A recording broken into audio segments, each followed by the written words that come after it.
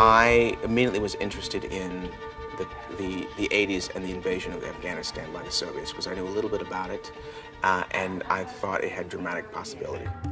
It's really about a group of men over 10 years, Afghan, Soviet, English, American, Pakistani, who have to zigzag and flip back and forth between allies and enemies with each other. He wants weapons.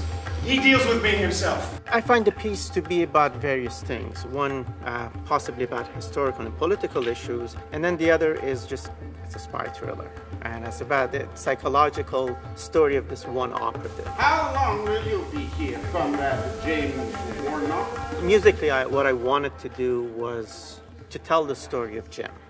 That what he went through, what struggles he went through. I tried to find the voice inside his head.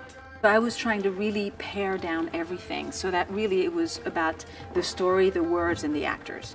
We started thinking about it really from a psychological point of view, trying to get into Jim's head, the main character, and trying to figure out what the landscape of his mind was. And that's where we began. James is at the beginning of the play, a young, perhaps you could call him idealistic CIA operative who goes to Afghanistan to make a difference. And the play follows his journey over the course of 10 years. Every operation the ISI runs in your country, I need to know.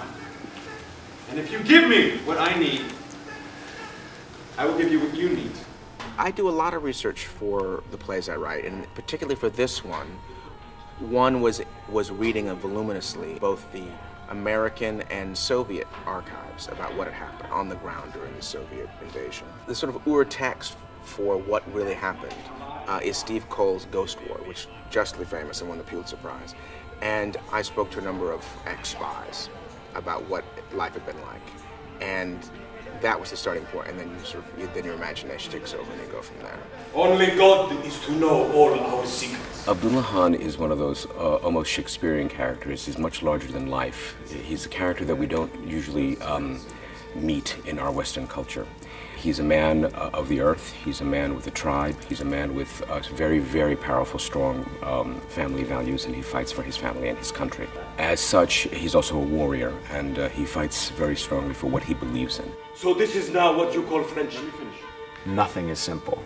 When you're dealing with the world and international politics and ancient rivalries and ancient customs, it's arrogant and incredibly short-sighted to think that we have in any way a corner on telling people what the right thing to do is. These sniper rifles are not to be used in any way, shape, or form for assassinations.